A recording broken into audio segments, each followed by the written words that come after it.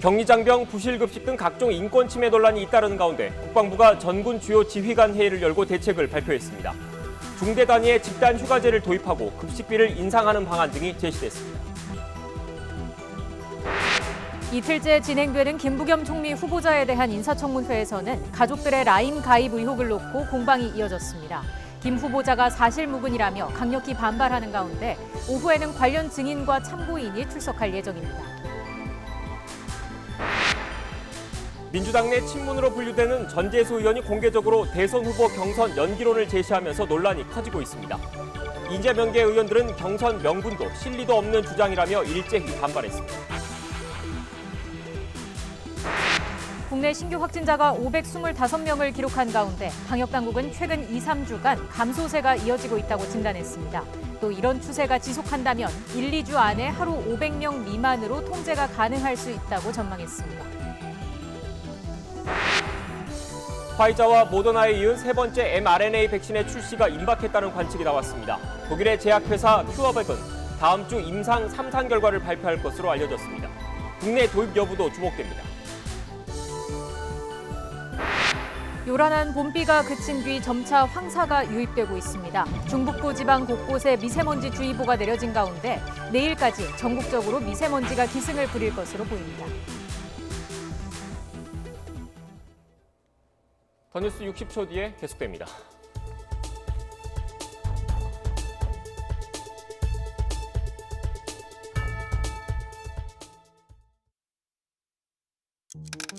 나이가 들면 잇몸이 중요합니다. 20대 잇몸 부러우신가요?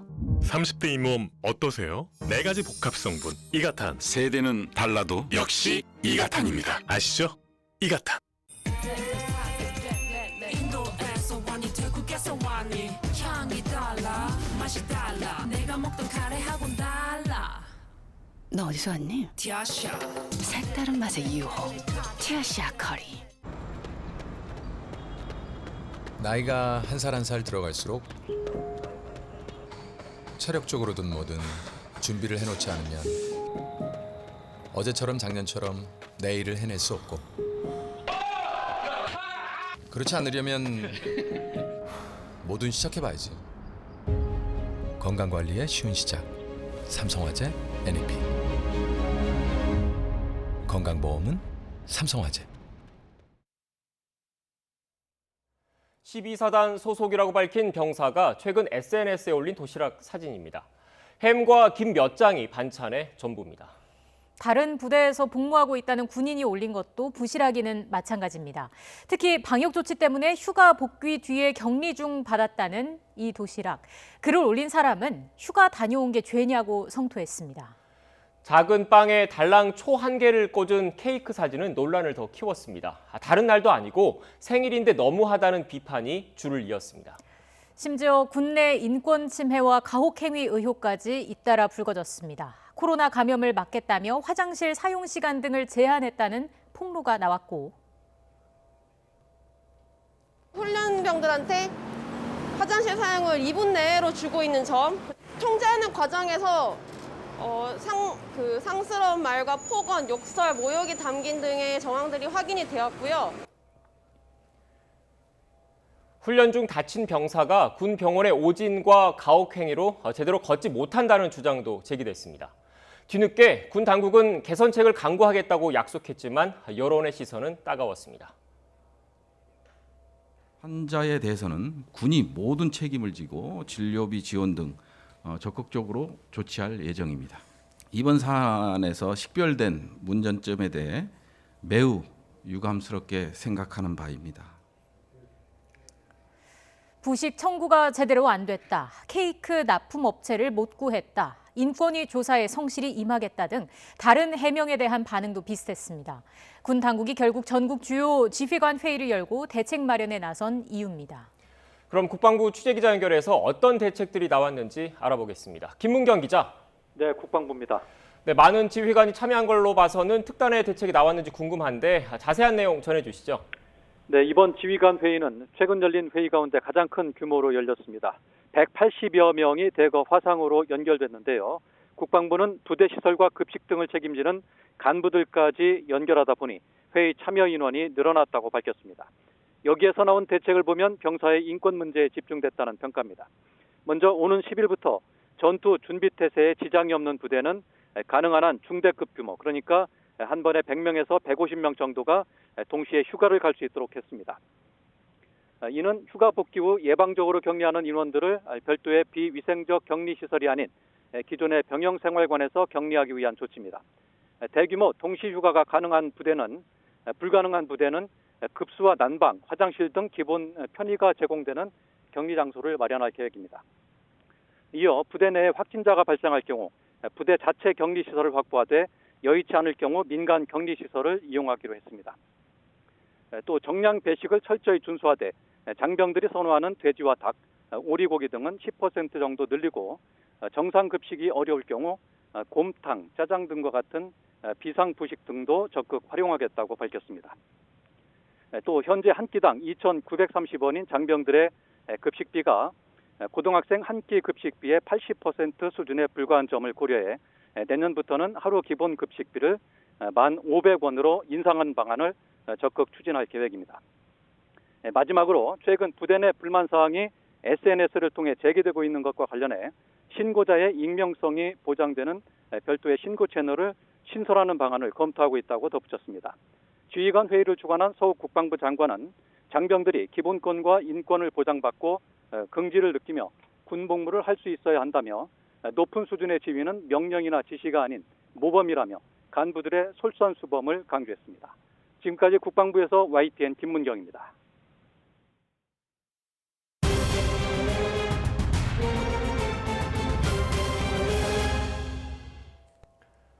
지금부터는 코로나19 관련 소식 전해드리겠습니다. 서울 대형 백화점 식품관에서 코로나19 확진자가 잇따라 발생했습니다. 롯데백화점 본점에선 지금까지 15명이 감염됐고 신세계백화점 강남점에선 동료 직원과 방문객까지 추가로 양성 판정을 받았습니다. 5월 가정의 달을 맞아 백화점과 같은 다중이용시설에 인파가 더욱 몰릴 것으로 예상되면서 감염 확산의 우려는 더 커지고 있습니다. 현장에 나가 있는 취재기자 연결합니다. 엄윤주 기자. 네, 서울 중구에 있는 롯데백화점 앞에 나와 있습니다. 네, 그곳에서도 집단 감염이 발생했는데 지금 상황은 어떻습니까? 네, 영업은 오전 10시 반부터 시작됐습니다. 점심시간이 지나고 난 이후에 이곳을 방문하는 이용객들의 발길도 더욱더 늘어나고 있는데요. 다만 확진자가 발생했던 식품관은 여전히 폐쇄된 상태입니다. 이곳에서 처음 확진자가 나온 건 지난달 30일 이곳에서 일하는 식품관 직원의 가족이 처음으로 양성 판정을 받으면서 감염이 시작됐습니다. 이후 지금까지 이곳 관련 확진자는 최소 15명으로 집계됐습니다. 오늘 0시 기준 서울시에서 발표한 현황을 보면 관내에서 3명이 더 감염된 건데요. 역학 조사에서 직원들은 가까운 곳에서 장시간 근무했고 일부 직원들이 함께 음료를 마시거나 흡연한 것으로 나타났습니다. 이에 따라 롯데백화점 측은 지난 3일부터 푸드코트 등 식품관 영업을 중단했고 어제 하루는 에비뉴엘과 영플라자를 포함한 본점 전체가 문을 닫기도 했습니다. 또 선제적으로 특별 방역과 소독을 시행하면서 직원 3,700여 명에 대한 진단검사도 벌이기로 했는데요. 아직 검사 결과가 다 나오지 않은 만큼 추가 확진자가 나올 가능성도 큽니다. 서울 서초구 신세계백화점 강남점에서도 잇따라 확진자가 나왔습니다. 지난 3일 식품관 계산 담당 직원이 확진된 뒤 동료 직원들과 이용자가 추가 감염돼 지금까지 종사자 5명, 방문객 1명 등 모두 6명이 확진 판정을 받았습니다. 이처럼 백화점의 경우 불특정 다수가 모이고 창문이 없어 자연환기가 어렵다 보니 방역 우려도 더욱더 커지고 있는데요. 특히 최근 들어서는 이른바 보복 소비로 소비 심리가 폭발했고 가정의 달을 맞아 백화점이나 쇼핑몰 등 다중이용 시설을 찾는 인파가 더욱 몰리고 있습니다. 여기에 울산과 경기 남부, 충북과 전북 지역 등에서 전파가 빠른 영국 변이 바이러스가 확산하면서 재확산의 복병으로 꼽히고 있는데요. 일각에서는 이번 기회에 백화점이나 대형마트에서도 QR코드 도입 등 사전 조치를 강화해야 한다는 목소리가 나오고 있습니다. 하지만 방역당국은 오히려 더 혼잡을 일으키고 감염의 위험성이 높아질 수 있다며 다소 부정적인 입장인데요. 대신 백화점 내 푸드코트 등 마스크를 벗어야 하는 곳은 QR코드 인증으로 출입 기록을 남기게 하도록 하고 있습니다. 다시 말해 일반 매장에서는 마스크를 벗는 게 금지돼 있어 추가 인증이 필요 없다는 겁니다. 이런 가운데 방역당국은 대형 마트나 백화점 같은 다중이용시설을 이용할 때 마스크를 반드시 착용하고 기본적인 수칙을 지켜달라고 거듭 당부했습니다. 지금까지 서울 중구 롯데백화점 앞에서 YTN 엄윤주입니다. 국내 신규 확진자가 520명대로 감소한 가운데 정부는 지난달 중순 이후 감소세가 나타나고 있다고 진단했습니다. 중앙사고수습본부는 4월 셋째 주에 주간 환자 발생이 가장 많았고 이후 2, 3주 동안 주 단위로 환자 수가 조금씩 감소하는 추세라고 말했습니다.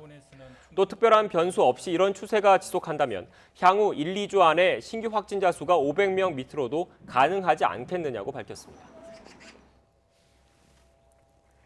인도에서 우리 교민 200여 명이 추가로 귀국했습니다. 현지 교민 203명과 인도인 1명 등 204명은 현지 시각 어제 저녁 8시 남부 벵갈루루를 출발한 뒤 오늘 오전 인천국제공항에 도착했습니다. 교민들은 곧바로 임시생활시설로 이동해서 진단검사를 받고 음성이 나오더라도 7일 동안 시설 격리 생활을 해야 합니다.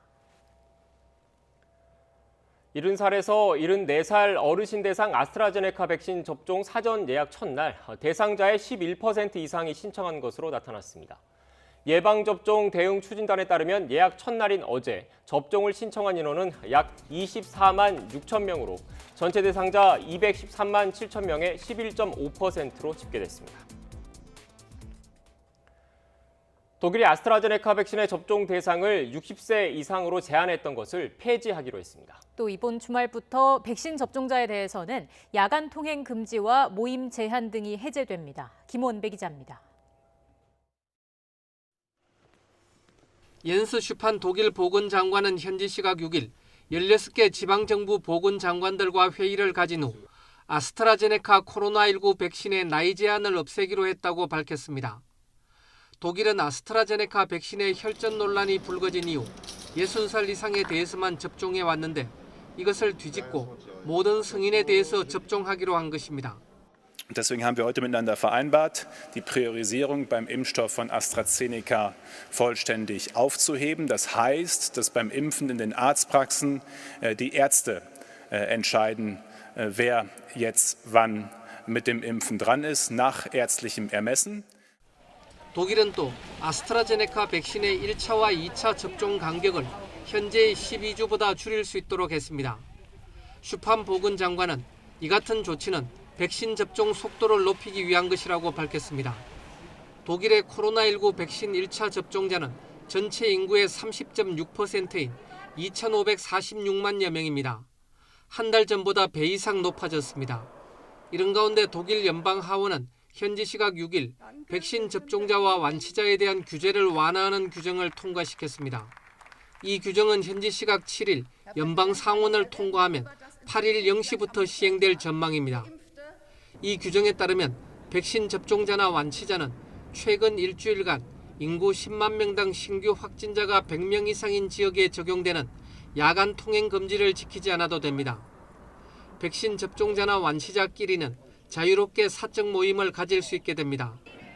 미용실에 가거나 다른 상점에 쇼핑하러 갈 때도 음성인 코로나19 진단 검사 결과를 제시하지 않아도 됩니다.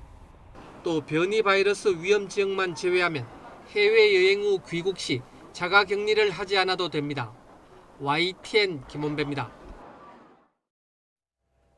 화이자와 모더나에 이어서 세 번째 mRNA 코로나19 백신 출시가 임박했다는 관측이 나왔습니다. 뉴욕타임스는 독일의 제약회사 큐어백이 이르면 다음 주 메신저 리보핵산을 사용한 백신의 임상 3상 결과를 발표한다고 보도했습니다. 개발사인 큐어백은 자신들의 백신이 초저온 보관이 필요한 화이자나 모더나 백신과는 달리 일반 냉장고에서 보관과 유통이 가능하다고 주장하고 있습니다. 미국 뉴욕시가 맨해튼 타임스퀘어와 센트럴파크 등 주요 명소에 백신 접종소를 설치해서 관광객이 백신을 맞을 수 있도록 하는 방안을 계획 중이라고 밝혔습니다. 관광객에게 접종할 백신은 한 번만 맞으면 되는 얀센 백신을 사용할 예정입니다. 신규 확진자는 525명으로 이틀째 500명대를 유지했습니다. 네, 당국은 확진자 수를 500명 이하로 낮추기 위해 총력을 기울이겠다고 밝혔습니다. 자세한 내용 전문가와 함께 짚어보겠습니다. 천은미 이대 목동병원 호흡기내과 교수 나오셨습니다. 어서 오십시오. 네, 안녕하세요. 교수님이 신규 확진자가 이틀째 500명대를 유지했는데 지난주보다는 확산세가 좀 잡혔다 이렇게 봐도 되는 겁니까? 그러니까 월화는 원래 주말 효과라서 작았고요. 수요일이 또 휴일이었습니다. 그러다 보니까 어제 오늘은 또 휴일 효과가 있어서 저는 그게 아마 조금 포함이 돼서 좀 숫자가 적은 게 아닌가 생각을 합니다. 그리고 봄이기 때문에 조금 날씨가 따뜻해서 야외 활동에 의해서 바이러스가 조금 생존율이 줄은 것도 있지만 또 하나는 이 변이 바이러스가 지금 전국적으로 확산을 하고 있는 거는 도리어 위험 인자가 될 수 있고요. 또 위중증자가 좀 많이 늘고 사망자가 지금 증가하는 것도 하나의 저는 위험 신호라고 볼 수 있을 것 같습니다. 그러니까 이번 주가 조금 이렇게 휴일이 중간에 껴있다 보니까 이 휴일 효과가 나타나서 조금 더 감소한 것처럼 보일 수 있지만 아마 다음 주에 우리가 어느 정도 확산세가 나오는지를 지켜봐야 될 것 같습니다. 아직은 조금 더 지켜봐야 한다는 말씀이시고요. 방역 당국이 그 백신 접종이 상당 부분 진행돼야 그 신규 확진자가 100명 아래로 떨어질 것으로 전망을 했습니다. 상당 부분 진행된다는 게 어느 정도일까요? 지금 백신으로 인해서 효과를 보는 나라가 이스라엘과 미국인데요. 이스라엘 같은 경우는 전체 국민의 한 60%에다가 그다음에 감염이 돼서 완치가 된 분들이 10%, 한 70%가 거의 백신 효과를 갖고 있는 거고 미국 같은 경우는 1회 접종한 경우가 거의 60%입니다. 그리고 2회 접종이 완료된 게 30%이기 때문에 적어도 1회 접종이 50% 이상이 돼야지 저는 확산세가 줄지 않나 생각을 하기 때문에 국내 같은 경우는 아마 3분기 정도 돼서 우리가 1회 접종이 적어도 50% 정도 될 때 아마도 좀 이런 효과를 볼 수 있지 않나 기대하겠습니다. 네. 지금 교수님의 그 최근 상황에 대한 말씀을 좀 들어보면 숫자는 좀 줄어든 것 같지만 그래도 중간에 휴일이 있었기 때문에 검사 건수가 적은 이른바 휴일 효과를 좀 감안해야 된다라는 말씀이셨고 또 위험 요인 가운데선 변이 바이러스를 좀 언급을 해주셨습니다. 특히 그 울산 같은 경남 지역의 이런 변이 바이러스에 대한 우려가 커지고 있는데 어떻게 보십니까? 경남이랑 울산이랑 이제 경남, 경북 이런 쪽이 울산에서는 우리가 지금 많이 나온 게 그 영국 변이지 않습니까? 영국 변이가 지금 거의 뭐 60% 이상 나왔고 70% 가까이 나왔고 영국 변이가 문제가 되는 거는 전파력이 한 70% 가까이 높고요. 또 일부 연구에서는 뭐 그 중증도 가는 것도 거의 60% 이상, 국내에서도 중증도율이 3% 정도 높은 것 같다는 또 그런 보고도 있습니다. 그만큼 전파가 잘 되다 보니까 고령자나 기저질환자 쪽을 많이 감염시켜서 아마 더 저는 중증도가 높은 것으로 알고 있고요. 또 경북 같은 경우는 지금 또 캘리포니아 변이가 또 나오고 있습니다. 캘리포니아 변이는 한 20% 정도 전파율이 높은 것으로 되어 있기 때문에 대부분의 이 변이가 전파율이 높은 이유는 이 우리가 세포로 들어갈 때 그 수용체하고 결합을 굉장히 강하게 합니다. 그러니까 결합이 강해지니까 더 많이 들어갈 수가 있는 거거든요. 그래서 그런 쪽으로 변화를 하고 있는 것으로 생각이 들고 경기도 같은 경우는 또 남아공 변이가 유행을 합니다. 그러니까 이 말은 우리나라의 전국에 여러 가지 지금 유행하는 변이가 다 들어와 있다는 거죠. 그러니까 일부 지역에만 어디가 캘리포니아고 남아공이 아니라 전국적으로 다 이 변이들이 골고루 퍼져 있다고 보시면 될 것 같고 서울에는 영국 변이가 적게 나온 것 같지만 제가 느끼는 바는 적지는 않다고 생각합니다. 그만큼 유전자 검사를 많이 했다면은 더 많이 나올 수 있는 거고 그러면 이 변이가 문제가 되는 건 전파력이 높고 또 우리가 청년이나 어린이들을 감염 많이 시키지 않습니까? 그것이 문제가 되고 왜냐하면 이런 청년층들은 활동을 많이 하니까 더 전파력이 높을 수밖에 없고 또 가장 문제가 되는 게 면역 회피가 되죠. 그러니까 백신이라든지 항체 치료제의 회피가 되는데 이러한 것이 지금 앞으로 문제가 되고 그래서 변이가 세계적으로 확산이 되면서 이제 문제가 좀 되는 상황이라고 생각합니다. 지금 면역 회피 말씀을 해주셨는데 지금 주요 3가지 종류의 변이 바이러스가 있고 또 기타 변이지만 국내에서 감염자가 많은 캘리포니아 변이가 있지 않습니까? 어떻게 보면 이 크게 4가지 변이 바이러스가 있는데 이 중에서 기존에 나온 백신을 가장 무력화하는 효능을 가장 떨어뜨리는 백신은 뭐가 있을까요? 지금 노바백스는 아직 나오지 않았지만 노바백스, 그러니까 남아공이 가장 지금 문제가 됩니다. 남아공 브라질 변이가 E48K라는 그것이 이제 가장 좀 이 면역 회피를 많이 하는데 노바백스 같은 경우는 한 50% 정도 예방이 있고요. 얀센이 60% 정도 됩니다. 그리고 파이자가 최근에 다른 나라에서 한 연구를 보니까 한 75% 정도 막아내요. 그러니까 6분의 1 정도로 중화항체가 떨어진다고는 했지만 75% 가까이 막아내고 하지만 중증은 거의 97% 막아냅니다. 그리고 아스트라제네카가 한 10% 정도입니다. 그래서 아스트라제네카가 좀 가장 약한 면이 있어서 우리가 만일에 아스트라제네카를 1회 접종했다면은 해외 같은 경우는 2회 때는 이제 RNA 백신 쪽으로 교차 접종을 하는 그런 것도 좀 고려를 하고 있기 때문에 그런 쪽으로 정부에서 한번 좀 고민해보는 것도 필요할 것 같고요. 또 하나는 이제 이렇게 백신을 맞더라도 교수님 잠시만요. 지금 중앙방역대책본부 브리핑이 시작된 것 같은데 먼저 현장으로 갔다가 현장 내용을 좀 듣고 다시 전문가 대담 이어가겠습니다. 정례 브리핑을 시작하겠습니다. 어제부터 시작한 70에서 74세 대상자의 코로나19 예방접종 사전 예약이 현재 순조롭게 진행 중입니다. 예약 개시 첫날인 5월 6일 전체 대상자 213만 7천 명의 11.5%가 넘는 24만 6천 명이 예약을 완료해 주셨습니다. 전체 예약 중 9만 5천 건이 콜센터를 통해서 접수되었고 온라인으로 12만 8천 건, 보건소 등에서 나머지 2만 3천 건을 예약 처리하였습니다. 저희 질병관리청과 국민건강보험공단, 건강보험심사평가원, 지방자치단체의 콜센터 등에 4천 명이 넘는 상담 직원을 배치해서 예약 문의에 응대하는 등 최선을 다하고 있습니다. 그럼에도 불구하고 일시적인 통화량 증가로 인해서 연결에 일부 어려움이 있을 수 있기 때문에 원활한 예약을 위해서 가급적 자녀분 등 보호자께서 누리집 및 모바일과 같은 온라인을 통해서 예약을 진행해 주셨으면 하고 요청드립니다. 아울러 현재 예약은 70에서 74세 어르신과 만성 중증 호흡기 질환자를 대상으로 진행 중이며 65세에서 69세 분들은 오는 10일 월요일부터 60에서 64세 어르신과 유치원, 어린이집, 초등 1, 2학년 교사와 돌봄 인력에 해당하는 분은 13일 목요일부터 예약이 차례대로 가능합니다. 일정에 맞게 예약해 주실 것을 부탁드립니다. 60대 이상은 코로나19 전체 사망자의 95% 이상을 차지합니다. 치명률도 5.23%로 전체 치명률 1.47%보다 높습니다.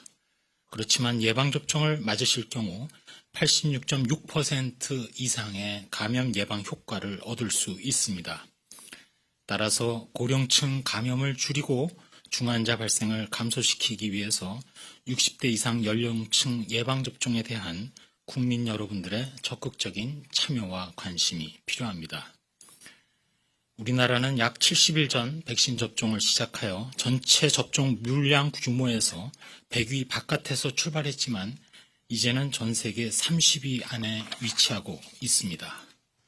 이러한 예방접종의 물량 증가 그리고 그간 어르신들에 대한 감염 예방을 위해 요양병원과 요양시설에서 대면 면회를 제한하는 등 그러나 앞으로는 예방접종 효과를 고려하여 면회객이나 입원 환자 중 한쪽이라도 2차까지 백신 접종을 완료하고 2주가 경과한 경우에는 대면 접촉 면회도 허용할 방침입니다.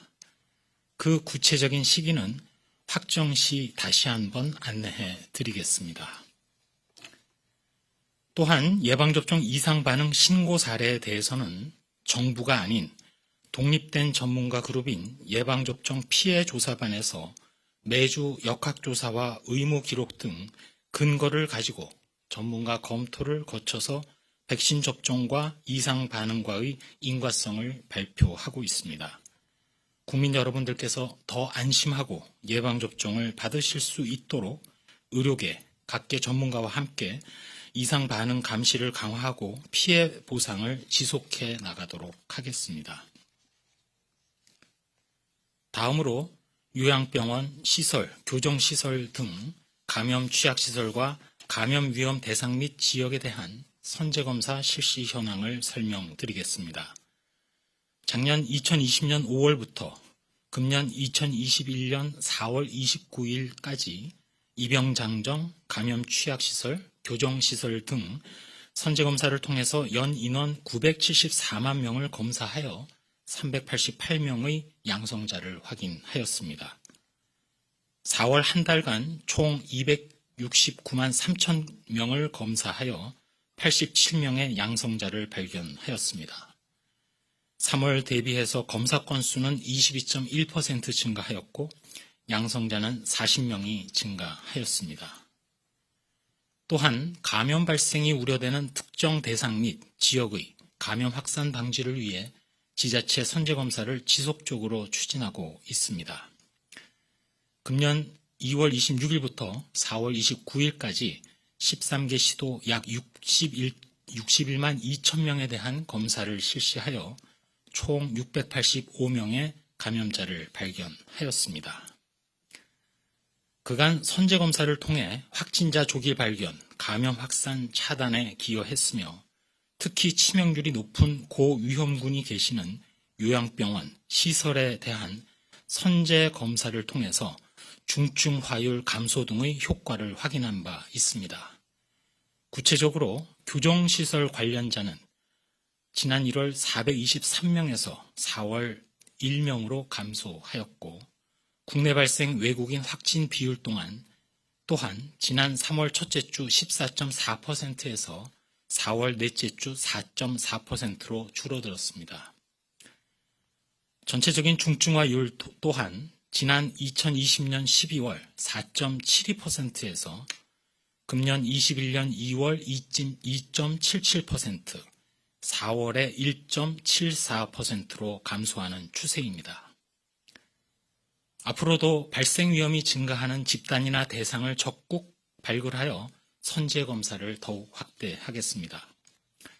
이미 지난 5월 3일부터는 서울 지역 초중고등학교 교직원 및 학생에 대한 선제검사를 시범 추진하고 있고 5월 7일부터 아이돌봄이 다문화 콜센터, 청소년 쉼터 등 여성 아동시설 종사자에 대하여 그리고 5월 중순부터는 노인 일자리 기관, 노인 복지관, 노인 돌봄 서비스 등 노인 이용시설 종사자에 대해서도 선제 검사를 실시할 예정입니다. 전반적으로 5월을 맞아서 활동량이 증가하고 있고 백신 접종에 따른 긴장도 이완 등으로 자칫 코로나 방역에 대한 관리가 소홀해질 수 있습니다. 더욱 주의가 필요합니다. 감염 취약시설 종사자분들은 마스크 착용, 손 씻기 등 개인위생 수칙을 철저히 지켜주시고 특히 요양병원 시설의 경우 이번 주말 어버이날을 맞아 면회객 증가에 대비해서 감염 관리를 더욱 강화해 주실 것을 부탁드립니다. 다음으로 코로나19 치료제 투약 현황과 관련해서는 렘데시비르의 경우 현재 125개 병원에 6,566명의 환자에게 투약되었고 항체 치료제인 레키로나주의 경우에는 69개 병원 2,669명의 환자에게 투약되었음을 말씀드립니다. 한 말씀 드리도록 하겠습니다. 현재 전 세계적으로 코로나19가 나라별로 유행 규모 그리고 유행 시기에 차이가 납니다. 이는 각 나라의 거리두기 준수 및 완화 정도, 의료체계의 수준, 그리고 백신 접종의 속도와 규모가 다르기 때문입니다. 이렇게 국가별로 유행 시기가 다르기 때문에 설령 변이가 출현하지 않는다 하더라도 코로나19가 계속해서 순환해서 유행할 가능성이 높은 상황입니다. 코로나19는 인플루엔자보다도 피해가 크고 대응이 어렵습니다. 인플루엔자에 대해서도 전 세계가 매년 예방접종을 하고 있습니다. 코로나도 마찬가지의 대응이 이루어질 것이라고 예상됩니다. 현재 코로나 예방접종 진도가 빠르거나 실적이 많은 나라들조차도 코로나가 유행하기도 합니다. 우리가 코로나에 대한 집단 면역도를 언급할 때 고려해야 될 사항은 각 나라별 그리고 지역별 기초 재생산 지수입니다.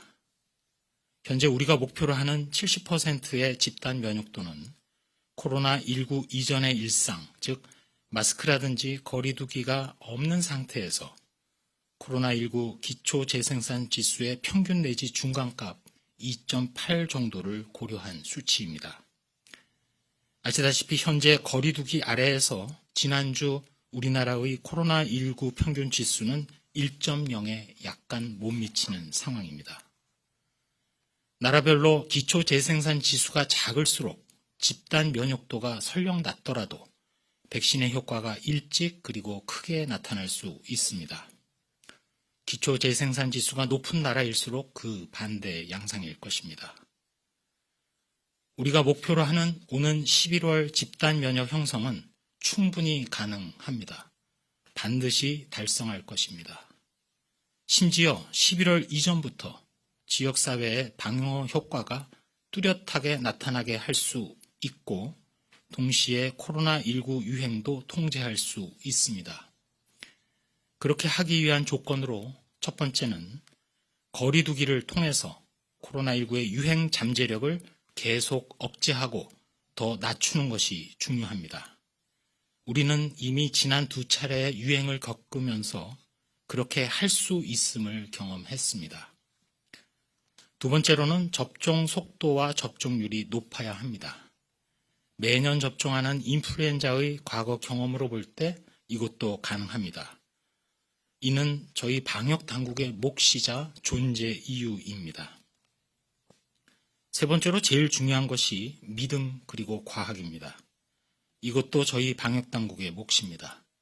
적극적 소통, 투명성, 그리고 연구, 조사 분석에 근거한 전문가들과의 협의, 다른 나라의 사례들을 반추하면서 방역 대책을 계속 진행해 나갈 것입니다.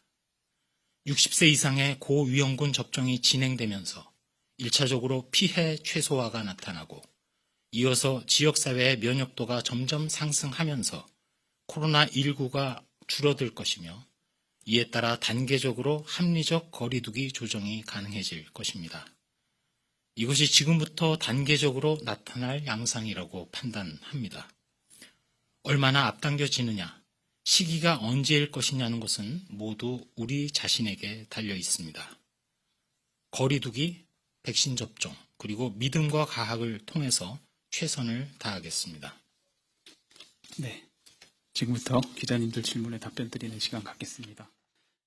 네, 지금까지 중앙방역대책본부 브리핑 들었습니다. 주요 발생 현황 그리고 백신 접종 그 현황 등에 대한 설명이 있었는데 전문가와 함께 좀 더 자세히 바로 짚어보겠습니다.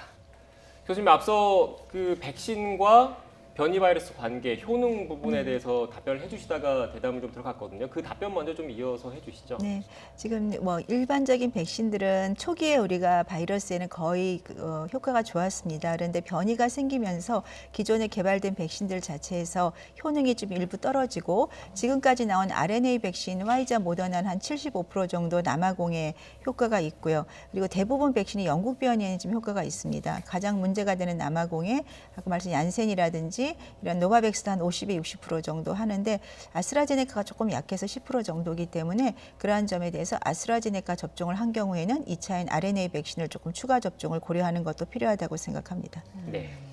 이어서 그 오늘 조금 전에 방대본 브리핑에서 나왔던 내용인데 내일이 어버이날이지 않습니까? 네. 오늘이 그 하루 전날인데 요양병원이나 요양시설에 어르신분들이 많이 계시고 그동안 대면 접촉 면회가 많이 좀 제한돼 있어서 이제 가족들 간에 서로 보고 싶고 이런 안타까운 사연들이 좀 많이 있었는데요. 조금 전 내용을 좀 보면 백신 접종 완료 이후에 2주가 경과하면 대면 접촉 면회를 허용할 방침이다라는 설명이 있었습니다. 이 가운데 좀 주의해야 될 점은 없겠습니까? 우리가 백신 접종을 해도 내가 100% 예방도 안 되지만 또 내가 예방이 되더라도 나도 모르게 감염을 시키는 건 사실은 더 떨어지는 걸로 되어 있습니다. 특히 무증상 감염자 비율이 높기 때문에 우리가 만일에 한쪽만 백신 접종을 했다고 하면 상대편에게 내가 백신 접종을 한 내가 감염을 시킬 수도 있고 또 백신 접종을 하지 않은 분이 감염이 돼서 감염을 시킬 수도 있기 때문에 대면 접촉을 하더라도 우리가 필수적으로 마스크 착용이라든지 거리두기 이것은 반드시 좀 지켜야 되고 대면 전후로 손위생 이런 것까지도 좀 지켜주셔야지 될 것 같습니다. 네, 말씀하신 걸 좀 정리를 하면 백신을 내가 맞았다고 해서 맞았을 경우에 내가 코로나 바이러스에 안 걸릴 가능성을 높이는 거지 그렇습니다. 내가 이 코로나 바이러스를 다른 사람한테 전파하는 것까지 막아주는 건 아니다 이런 말씀이십니까? 그래서 일부는 막아줄 수 있지만 그게 100%가 절대 아닙니다. 그리고 이게 공기 중 감염이기 때문에 만일에 두 분이 마스크를 제대로 착용을 안 했다면은 공기 중에서 감염될 확률도 분명히 있기 때문에 대면 접촉을 하는 것은 굉장히 지금 좋은 일이지만 하시더라도 고령층이기 때문에 고령층이 예방 접종을 하셨다고 하더라도 말씀드린 대로 100% 이게 예방이 되는 것도 아니고 또 지금처럼 변이 바이러스가 많은 경우에는 말씀드린 대로 남아공이나 브라질 이런 변이에 대해서는 아스트라제네카가 굉장히 취약하기 때문에 요양시설에 계신 분들이 대부분 지금 아스트라제네카를 맞은 거로 알고 있습니다. 그렇기 때문에 반드시 마스크 착용과 개인위생은 꼭 지켜주는 것이 필요하겠습니다. 네, 관련해서 현장 목소리는 또 잠시 뒤에 요양병원 연결해서 자세히 전해드리겠습니다. 백신 얘기 좀 더 해보겠습니다. 지금 세 번째 mRNA 백신 출시가 또 임박한 것으로 알려졌는데 독일 제약사 큐어백이 이르면 다음 주에 mRNA를 사용한 백신의 임상 3상 결과를 발표할 것으로 보인다라는 내용이었습니다. 이 큐어백이 어떤 백신인지 먼저 설명을 좀 해주시죠. 네, 독일의 이제 조그만 회사가 사실은 여기에 계신 분이 1990년대부터 RNA를 연구를 하셨더라고요. 그러면서 뭐 여러 가지 좀 RNA 백신 공부를 하시면서 이번에 그 독일 정부에 굉장히 많은 돈을 지원을 받아서 RNA 백신을 개발을 했고 다음 주면 아마 3상 결과가 발표될 것 같습니다. 기존의 모더나 화이자 RNA 백신과의 차이점은 기존의 백신들은 초저온에서 이제 보관을 해야 되다 보니까 이렇게 여러 가지 이제 경제가 개발되지 않은 나라나 아프리카 같은 데는 이 백신을 보관할 곳이 없어 유통도 어려웠지 않습니까? 근데 큐어백 백신은 RNA 백신인데도 불구하고 일반 냉장 온도에서 3개월 보관이 가능하고요. 우리 이런 그 상온에서 하루가 그냥 보관이 가능하기 때문에 우리가 일반적인 아스트라제네카 백신 같은 그런 백신처럼 똑같이 사용을 할 수 있는 장점이 있고요. 또 하나 장점은 굉장히 좀 강력한 RNA 효과가 있다고 합니다. 그래서 작은 용량을 가지고도 우리가 백신 효과를 낼 수 있어서 많은 백신량을 생산할 수 있고 그 백신 한 바이알에 여러 가지 변이에 관계되는 그런 백신을 같이 넣을 수 있는 장점이 있다고 그래서 물론 이건 결과가 나와봐야 알겠지만 한 4만 명 정도의 3상 임상 연구가 다음 주에 발표가 될 것이고 그 결과에 따라서 기존의 RNA 백신보다도 더 많은 세계에 전 세계에 공급이 될 만한 그런 좋은 점이 있는지 확인이 될 것 같습니다. 네. 우리나라 같은 경우에는 뭐 저개발 국가나 개도국 수준은 아니기 때문에 화이자나 모더나를 맞출 수 있는 예방접종센터는 하고 있지 않습니까? 네. 그런데 섬이나 좀 교통이 좀 어려운 곳은 보관이 어렵기 때문에 그렇습니다. mRNA 백신 맞기가 좀 어려운 측면도 있었는데 그것과 더불어서 또 공급 문제가 꾸준히 있기 때문에 저희가 우리 정부도 선제적으로 좀 도입을 검토할 필요가 있겠습니다. 이 부분. 그렇습니다. 지금 큐어백에서 올해 한 3억 병 정도를 생각을 하고 있는데 이미 EU가 4억 5천만 명을 아마 수입을 한 것 같고요. 하지만 국내에서도 좀 서둘러 사게 되면 일부 우리가 받을 수가 있을 것 같습니다. 다음 주에 결과를 보고 정부에서도 좀 적극적으로 고려하는 게 필요할 것 같습니다. 네. 자, 이어서 백신 지식재산권 이야기를 좀 해보겠습니다. 미국 행정부가 지식재산권 면제 지지를 밝힌 이후에 계속해서 이야기가 나오고 있는데 그 개념부터 한번 설명을 해주시죠. 네, 우리가 지식재산권이라고 하는 건 어떤 기술이라든지 우리가 배운 어떤 경험이라든지 그런 걸 갖고 있을 때 그거에 대한 보상 개념이죠. 그러니까 지금 백신을 예를 들면 RNA 백신이 어떤 굉장히 좀 중요한 기술이다 보니까 그 기술 개발에 들었던 노력과 비용을 지금 이제 제공을 받는 건데 그거에 대한 지식재산권을 좀 일부 면제를 하자는 거죠. 그러니까 쉽게 말하면 특허를 풀라는 겁니다. 우리가 약이 처음에 개발이 됐을 때 한 제약회사가 개발한 그 약을 일정 기간 특허를 풀 수가 없게 되거든요. 근데 특허가 풀리면서 이제 여러 회사에서 약을 개발하게 되고 그럼 약값도 싸지면서 많은 분들이 사용을 할 수 있죠. 네. 그런 개념으로 똑같이 생각을 하시면 될 것 같습니다. 네, 이렇게 지식재산권, 이른바 특허권을 좀 풀어준다는 거잖아요. 네. 당장 그렇다면 우리나라에서 이른바 복제약을 빠른 시일 내에 생산할 수 있는 겁니까? 복제 백신을? 이제 특허권을 풀더라도 RNA 백신은 굉장히 특수한 기술이라고 합니다. 그렇기 때문에 그 기술을 받아서 이전을 받아서 생산을 할 수 있을 정도의 기술과 생산 능력이 돼야 되기 때문에 바로는 좀 어렵다. 그래서 일부 제약회사에서는 차라리 많은 양을 생산해서 우선 제공을 하고 그 과정 중에서 생산 시설이라든지 기술 이전을 받는 것이 필요하기 때문에 아마 초단기적으로는 큰 도움은 되지 않을 거고 장기적으로 도움이 되지 않을까 고려를 하고 있습니다. 네, 장기적으로 도움이 되지 되지 않을까 말씀하셨는데 좀 구분을 해야 되는 거죠. 아스트라제네카 백신 등 뭐 이런 것처럼 전통적인 방식으로 개발하는 백신은 우리나라 기업들에도 그런 시설이 있는데 그렇습니다. mRNA처럼 최신 기술, 화이자랑 모더나에서 개발한 최신 기술 같은 경우에는 특허권을 풀어주더라도 생산 설비를 다시 지어야 되고 또 뭐 세부 공정 같은 시행착오 문제가 좀 있기 때문에 쉽지 않다 이런 말씀이십니까? 그렇습니다. 그러니까 SK 바이오사이언스에서 받는 건 우리가 이제 여러 가지 그 백신 물질까지 받아서 정식 배양해서 다 생산을 하거든요. 그리고 노바백스 같은 경우는 기술 이전을 이미 받기 때문에 할 수가 있는데 RNA 백신 같은 것은 제반 기술도 없지만 아직 생산 그런 공정이 준비가 안 되어 있기 때문에 그런 시간이 분명히 필요하다고 생각합니다. 그렇죠. 네, 알겠습니다. 지금까지 천은미 이대 목동병원 호흡기내과 교수와 함께 코로나19 관련된 이야기 나눴습니다. 오늘 말씀 고맙습니다. 감사합니다.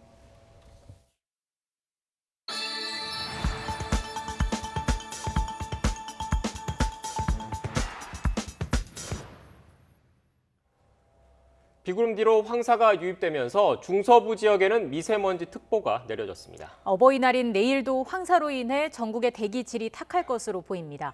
자세한 날씨 기상캐스터 연결해서 알아보겠습니다. 홍나실 캐스터. 네, 하늘공원에 나와 있습니다. 네, 지금 뒤로 보니까 서울 하늘이 무척 뿌연데 공기가 얼마나 탁한 건가요? 네, 그렇습니다. 계속해서 북서풍을 타고 황사가 유입되면서 1시간 전보다 하늘 표정이 더욱더 탁해졌습니다. 지금 보시는 것처럼 목도 무척 칼칼하고 하늘이 뿌옇게 변해 있는데요. 황사의 영향권도 점차 늘어나면서 중서부 지역에 이어 전북 지역도 먼지 농도가 짙게 나타나고 있습니다. 현재 서울 등 수도권과 충남 지역은 미세먼지 경보가 내려져 있고요. 서울의 1시간 평균 농도는 321 마이크로그램까지 치솟았습니다.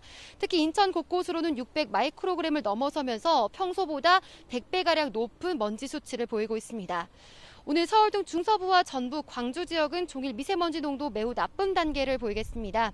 어버이날인 내일까지 미세먼지 공습이 이어지겠는데요. 내일도 전국의 미세먼지 농도 나쁨에서 매우 나쁨 수준을 오르내리겠습니다. 호흡기가 약하신 분들은 되도록 야외 활동을 자제해 주시고 외출하신다면 KF80 이상의 미세먼지용 마스크를 꼭 착용해 주시기 바랍니다. 먼지만 아니라면 내일 하늘 자체는 맑겠고 낮 동안 포근하겠습니다. 내일 서울 낮 기온 22도, 광주 24도, 대구 26도 등 오늘보다 2에서 4도가량 높겠습니다. 휴일에는 대부분 지역의 낮 기온이 20도 안팎에 머물면서 다소 선선한 날씨를 보이겠고요. 낮부터 미세먼지가 해소되고 쾌청한 하늘을 되찾을 것으로 전망됩니다. 현재 경북 지역에는 약한 비가 이어지고 있습니다. 비구름이 점차 더욱더 약해지면서 한두 시간 이내에는 비가 모두 그칠 것으로 보이는데요. 다만 바람은 여전히 강하겠습니다. 모레까지 강원 영동 지역에는 초속 30m 이상의 돌풍이 몰아치겠습니다. 시설물 관리와 안전사고에 주의해 주셔야겠습니다. 지금까지 하늘공원에서 YTN 홍나실입니다.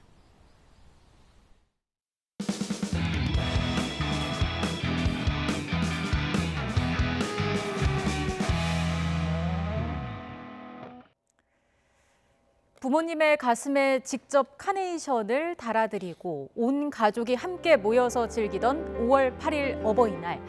너무나도 익숙한 장면이죠. 하지만 이제는 다른 세상 이야기가 돼버렸습니다. 지난해에 이어 올해도 코로나19 확산으로 부모님을 직접 뵙기가 쉽지 않은 상황인데요. 이에 새로운 풍경이 하나씩 등장하고 있습니다.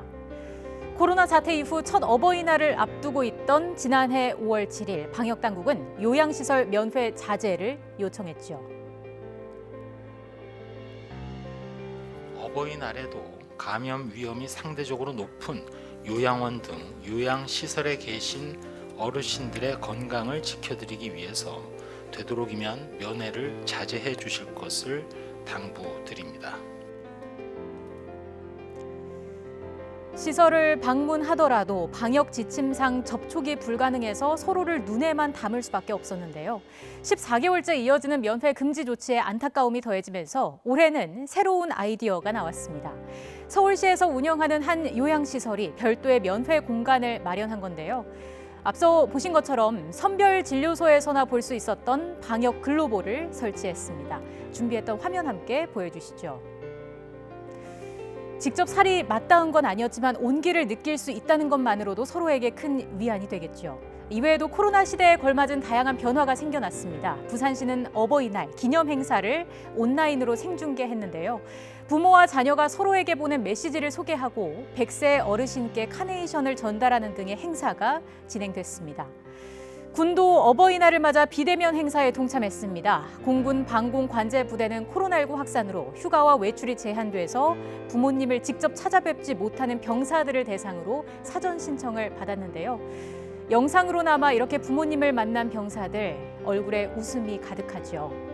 비대면 어버이날이 돼버린 지 벌써 2년째 아쉬움만 더하고 있습니다. 서로의 손을 잡고 따뜻하게 안아줄 수 있는 날이 하루빨리 오기를 기원해 보겠습니다. 자, 그럼 요양병원 현장의 목소리를 직접 들어보겠습니다. 기평석 대한요양병원 협회장 연결돼 있습니다. 협회장님 나와 계시죠? 네, 기평석입니다. 네, 가족분들이 여전히 비대면 면회 중이신 거죠? 네, 그렇습니다. 현재 비대면 면회가 허용되고 있고요. 특수한 경우에만 대면 면회를 하고 있습니다. 임종을 앞둔 분이나 의식불명의 환자, 또 주치 판단하에 정서적으로 필요하다고 생각되면 대면 면회를 하고 있습니다. 대면 면회는 사정 보호구를 착용하고 대면 면회를 하고 있습니다. 지금 어버이날을 하루 앞두고 있는데 면회 횟수는 좀 늘었습니까? 암만 해도 더 많이 관심을 가지고 그 어르신들을 찾아뵙는 경우가 많이 있습니다. 지금 지난해 3월부터 접촉 면회가 금지되고 있는 상황인데 때문에 1년 넘게 가족을 안아보지도 못하고 손을 잡아보지도 못하는 답답한 상황입니다. 아쉬운 마음을 좀 많이들 토로하실 것 같아요. 주로 어떤 얘기를 하시던가요? 이렇게 손을 한번 잡아보는 게 굉장히 정서적으로 중요하다고 생각합니다. 그럼에도 불구하고 이렇게 비대면으로 접촉한다는 것 자체가 정서적으로는 상당히 안타까운 상황입니다. 그렇죠. 이게 비대면이어도 면회 인원도 정해져 있는 거죠? 현재 비대면은 면회의 인원을 정하지는 않습니다. 아, 그렇습니다. 여러분이 오셔도 예. 단지 이렇게 신체적 접촉이 안 된다는 문제가 있습니다. 이게 코로나로 인해서 희생도 가장 많고 또 고생하신 분들이 바로 요양병원이나 시설 입소자와 종사자 분들일 텐데 어떤 부분이 가장 힘드셨는지요? 작년 코로나가 확산이 됐을 때 요양병원에서는 면회 자체가 금지되어 있었습니다. 네네. 그렇기 때문에 자식을 화상으로밖에 이렇게 대면할 수가 없었거든요. 근데 작년 하반기에 그 비대면 면회가 허용이 되면서 그나마 조금씩 소통이 트이고 있는 상황입니다. 그래도 지난해보다는 상황이 조금은 나아졌다 이렇게 보시는 건가요? 네, 그렇습니다. 이렇게 얼굴을 서로 맞댈 수 있다는 것만으로도 어르신들은 굉장히 힘을 가지고 계십니다. 네, 보고 싶은 가족을 마음껏 보지 못하는 게 가장 힘들 것 같은데 아무래도 백신 접종이 좀 본격화된다면 상황이 조금 더 나아지지 않을까라는 기대를 갖게 되는 것 같습니다. 병원에 계신 분들은 어느 정도가 1차 백신 접종을 마무리하셨습니까? 대부분 75% 이상의 접종을 마치신 병원들이 대부분 알고 있습니다. 네, 저희 병원 같은 경우는 77%가 접종을 마쳤거든요. 예. 그럼 접종 후에는 다들 괜찮으셨나요? 이게 큰 이상 반응은 없으셨나요? 어르신들의 부작용은 젊은 사람에 비해서 굉장히 적은 걸로 알고 있습니다. 그리고 실제적으로 저희 병원의 경우에도 부작용이 그 젊은 층에 비해서 부작용이 적었습니다. 정부가 접종 완료자에 대해서 내놓은 인센티브가 또 있지 않습니까? 그 가운데 하나가 바로 접촉 면회인데 이 부분을 기대하는 분들도 계실 것 같습니다. 어떤 얘기를 주로 좀 하시던가요? 2차 접종이 완료가 되면 접촉 면회를 허용하겠다는 것이 지금 복지부의 방침이거든요. 그래서 지금 2차 접종을 많이 기다리고 있습니다. 이게 그러면 이르면 이달 말이나 다음 달 초쯤에는 접촉 면회가 좀 가능하게 될까요? 제 생각으로는 다음 달 중순쯤 되면 접촉 면회가 조금 허용이 되지 않을까 그렇게 기대하고 있습니다. 예. 입소자분들과 가족분들 기대감이 클 것 같은데 이게 면회객이랑 입원 환자 둘 중 어느 한쪽이라도 백신 예방접종을 완료한 경우에는 접촉 면회가 가능한 거죠? 네, 그렇습니다. 왜냐하면 2차 접종을 맞은 경우에는 거의 전염력이 없다고 보기 때문에 네. 서로 접촉을 해도 서로 전염을 할 가능성이 떨어지기 때문입니다. 그렇군요.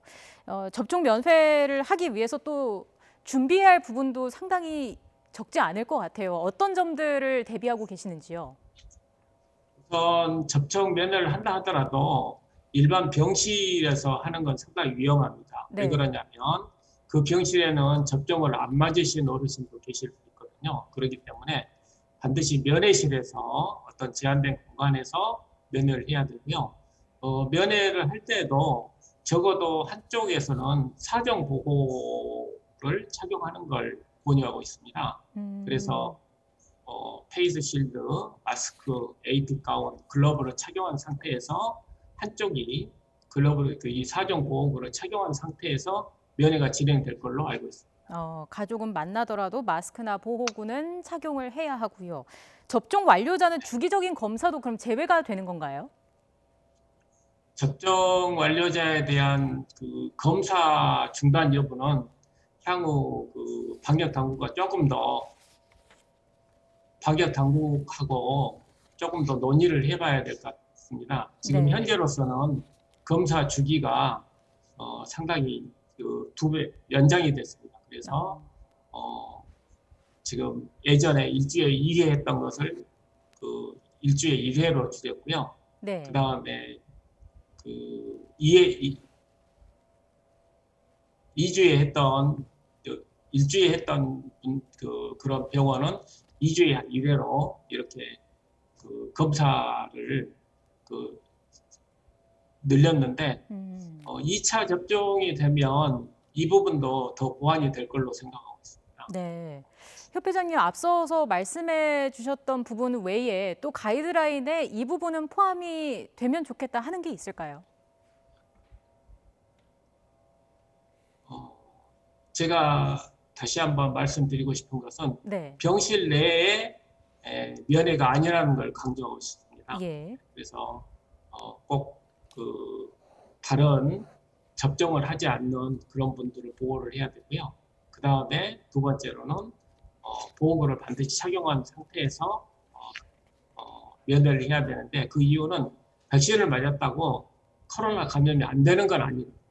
단지 그 확률이 떨어지고 그 설사 감염이 됐다 하더라도 그 증상이 매우 낮을 것이다 라고 생각하기 때문에 더 안전하다는 걸 의미합니다.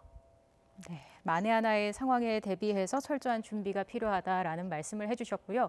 협회장님 마지막으로요. 가족분들을 직접 만나지 못하는 분들을 위해서 내일 어버이날을 위해 특별히 준비한 게 있으신지요? 저희 병원 같은 경우는 코로나를 직접 우리가 치료진들이 직접 달아드리고 사진을 찍어서 네. 보호자분들에게 전송해드렸습니다. 아마 예. 다른 요양병원에서도 환자분들을 위해서 여러 가지 다양한 그런 프로그램을 준비하는 걸로 알고 있습니다. 네, 직접 만나지는 못하지만 작게나마 위안이 됐으면 좋겠습니다. 오늘 말씀 여기까지 듣겠습니다. 지금까지 기평석 대한요양병원 협회장과 함께했습니다. 오늘 말씀 고맙습니다. 네, 감사합니다.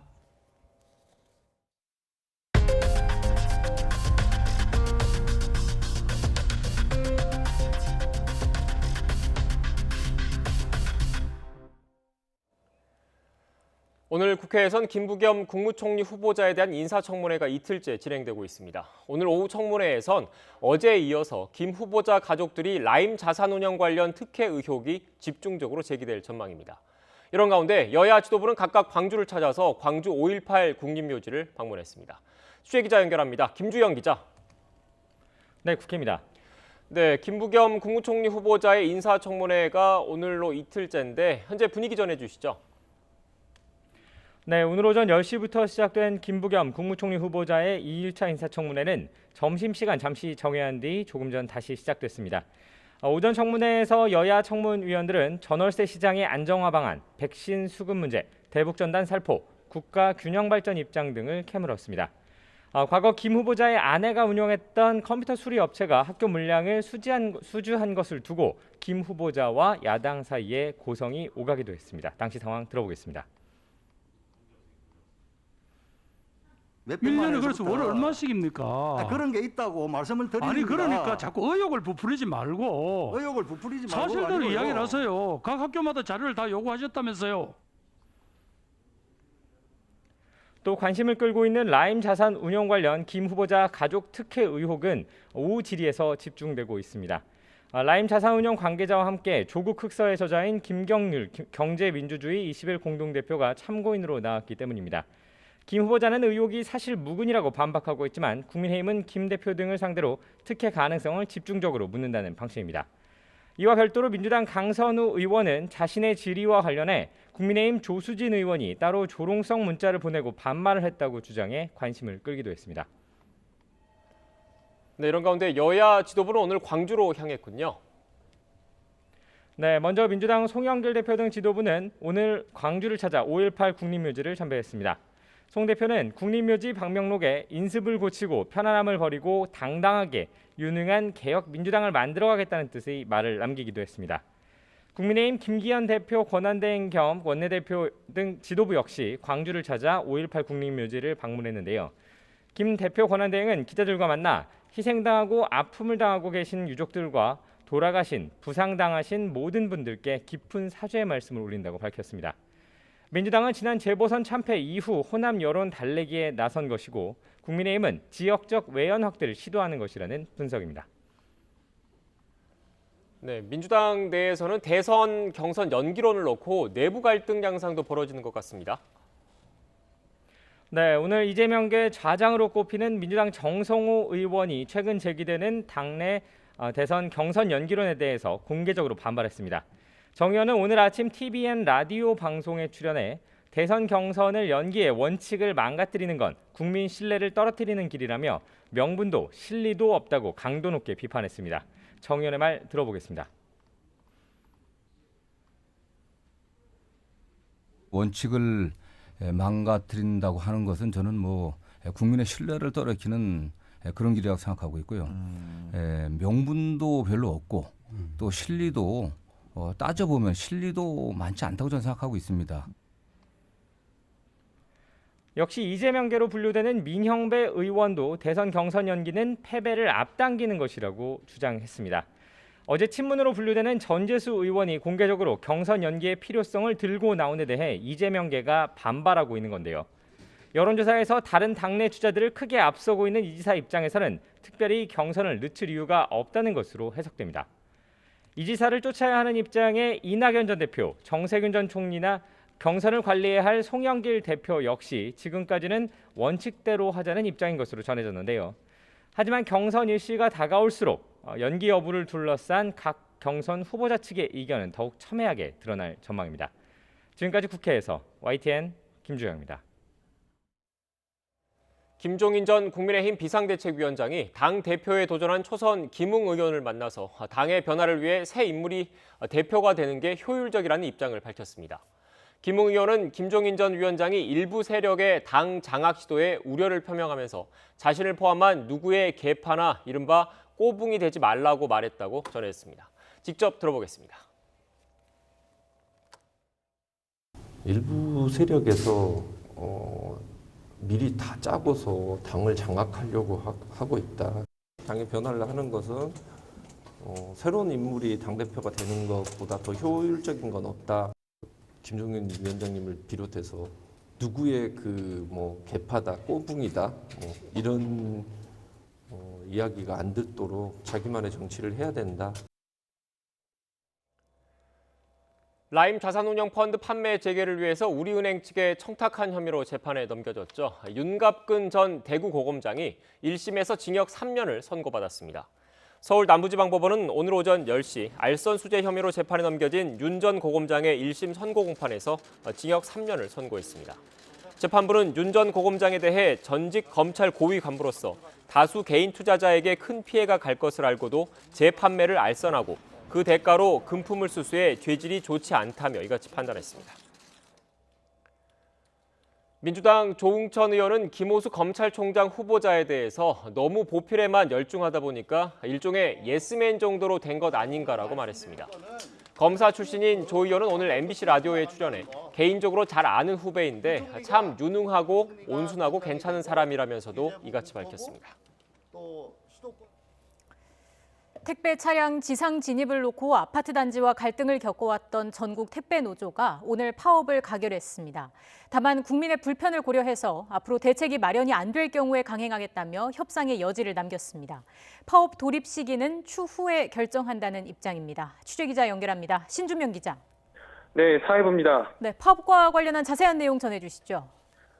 네, 전국 택배 노동조합은 오늘 기자회견을 열고 찬반 투표 결과 찬성률 77%로 파업이 가결됐다고 밝혔습니다.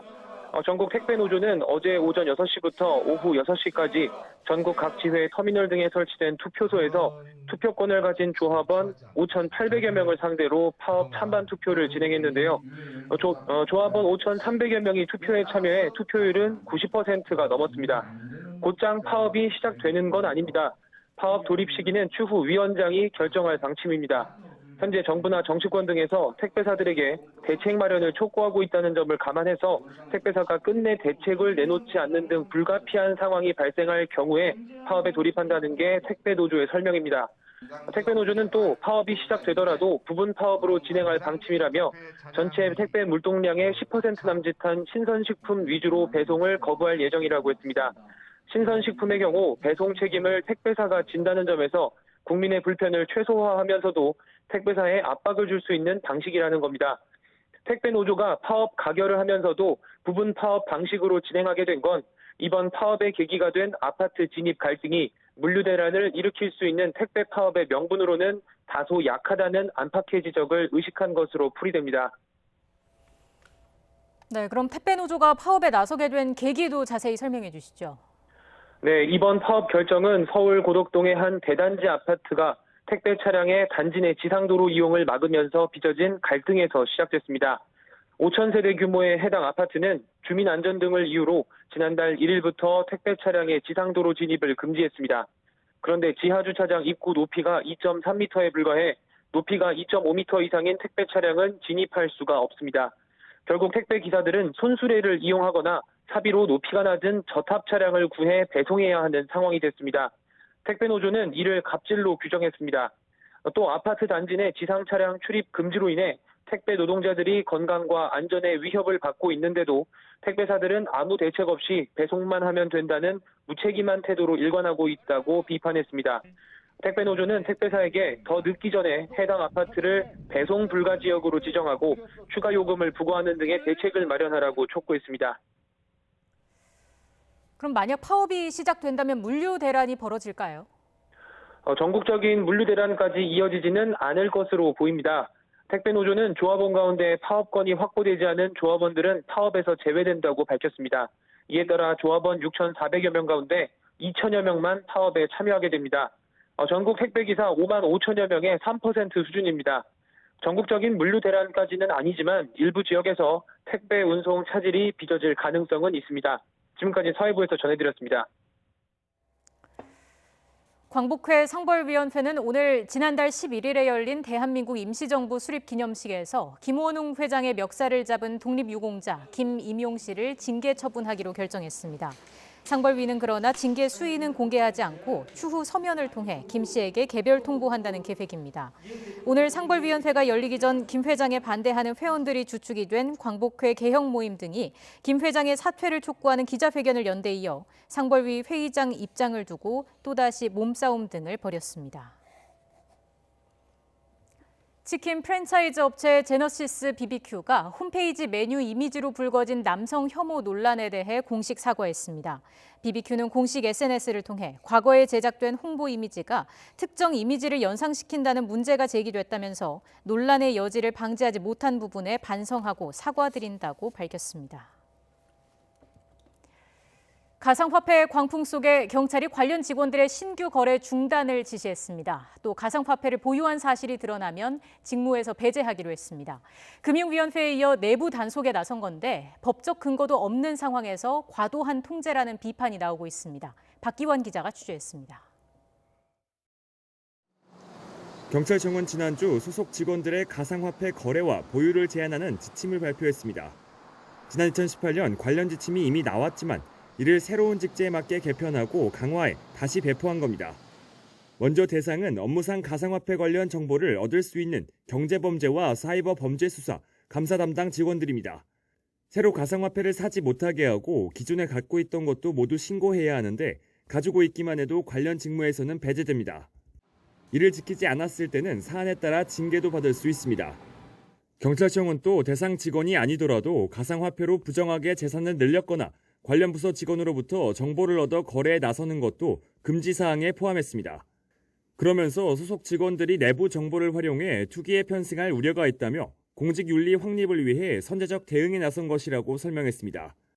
앞서 다른 정부 부처도 직무 연관성이 있는 직원들의 거래를 규제하려는 움직임을 보였습니다.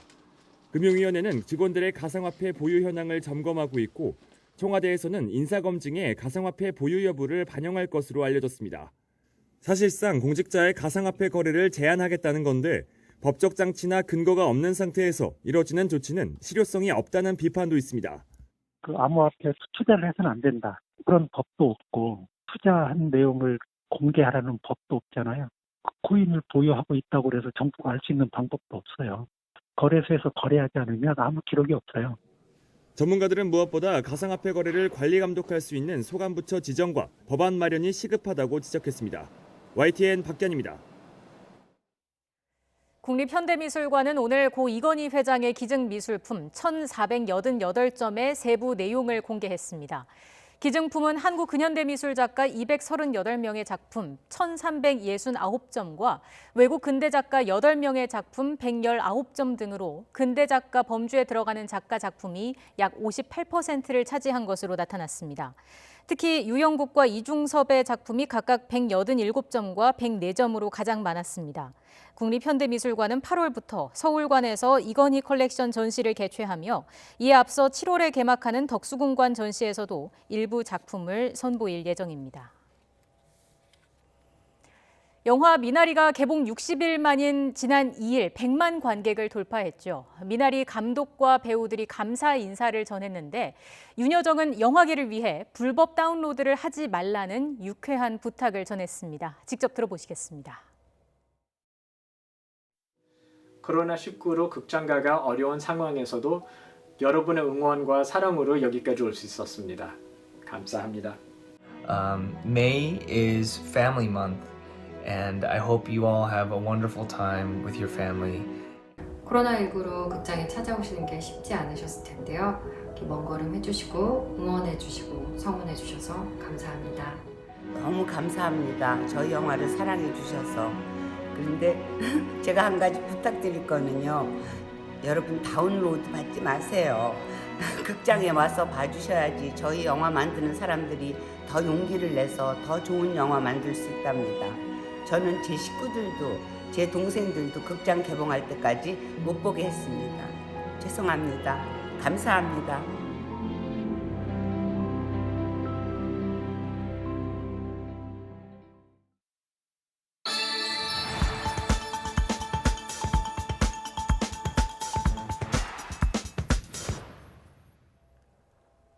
격리 장병에 대한 부실 급식과 열악한 격리 시설, 그리고 운동 경기 중 간부의 병사 폭행 논란 등 요즘 세대에 맞지 않는 요즘 군대에 대한 비판이 거셌습니다. 네, 군대 내 인권 침해 상황이 SNS를 통해 잇따라 폭로되면서 공론화됐는데요.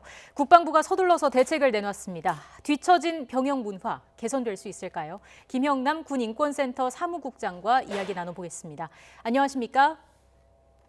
예, 안녕하십니까. 네, SNS 제보를 통해서 격리자 부실급식 문제가 공론화됐는데 이게 한눈에 봐도 상당히 열악해 보였고요. 또 한두 건도 아니었습니다. 좀 쉽게 설명을 해주시죠. 코로나19로 장병들이 격리되는 과정에서 부실급식, 그리고 열악한 격리시설 사진이 이 SNS를 통해서 많이 올라왔는데요. 네. 지난주에는 또 군인권센터에서 육군훈련소에서 이 격리 기간 동안 샤워 내 양치를 안 시키고 세면도 안 시키고 뭐 화장실 이용도 이군으로 통제했다는 사실을 좀 확인해서 알리기도 했습니다. 네, 지금 이렇게 지금 사무국장님 옆으로 관련된 도시락 사진도 나가고 있는데 앞서 저희가 앵커 리포트를 통해서도 전해드렸지만 생일 케이크 관련해서도 좀 비판적인 여론이 들끓었지 않습니까?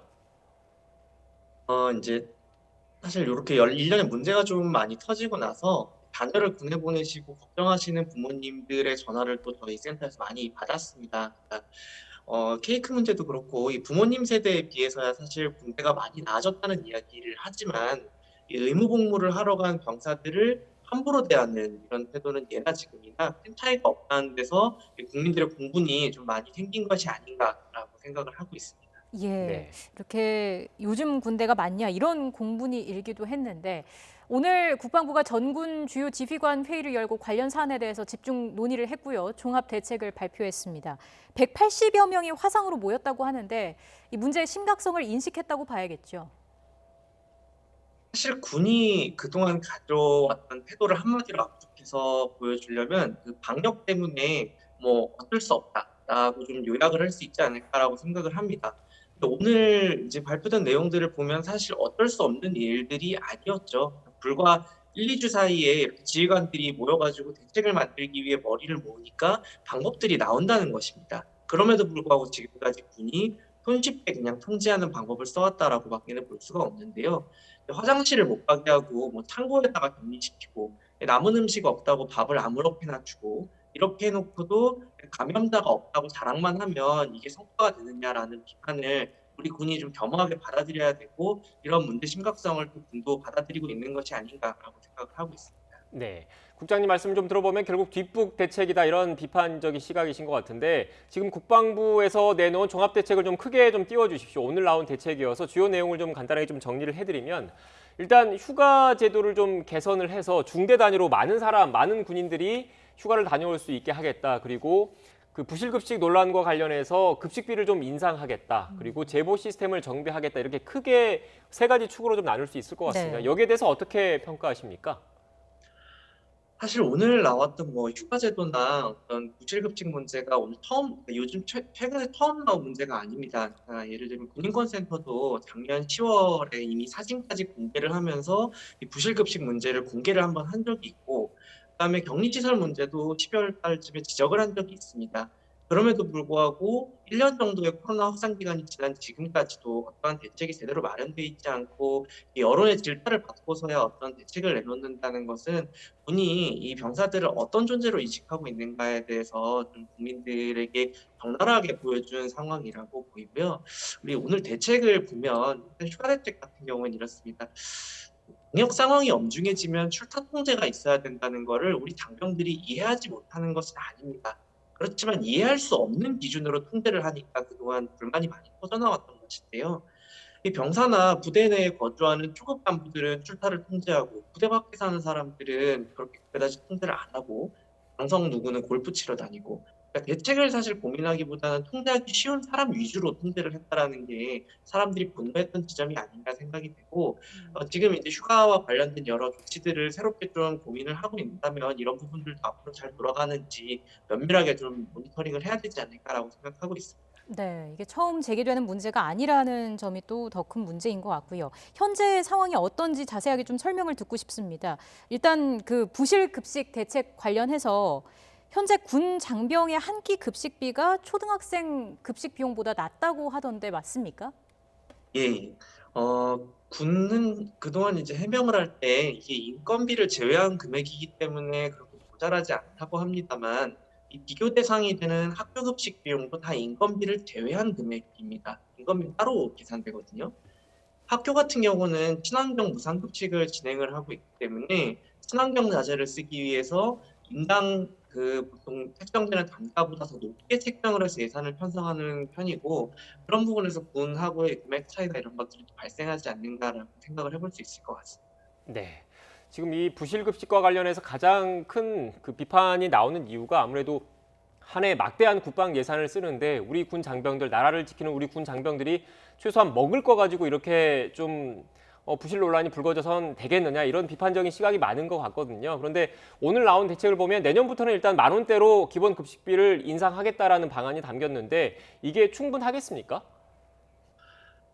군 급식 문제가 사실 비용 문제가 있는 것이 아닙니다. 공급 방식에서부터 어떤 조리 인력이나 이런 것들이 지금 총체적으로 다 낡아 있기 때문에 이 급식 시스템을 전반적으로 다 들여다 봐야 되는 상황인데 오늘 국방부가 발표한 내용을 보면 전부 다 돈 얘기밖에 없습니다. 그러니까 국회에서 예산을 증액을 해줘야지 이 문제를 해결할 수 있다라는 식으로 지금 사실상 책임을 전가하고 있는 것인데 우리 국방 예산이 한 해에 50조가 넘습니다. 전체 국가 예산의 한 10% 정도가 되는데요.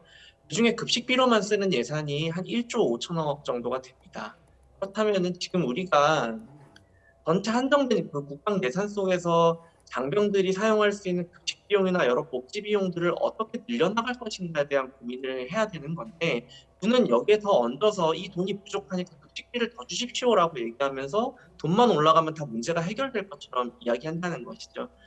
군 급식 체계 전반을 이 기회에 개선을 할 고민을 해야 되는데 그렇기보다는 지금 돈이 부족해서 안 된다라면서 오히려 국민들 앞에 와서 우는 소리를 하고 있다는 건데 이게 바람직하다고 보이지는 않습니다.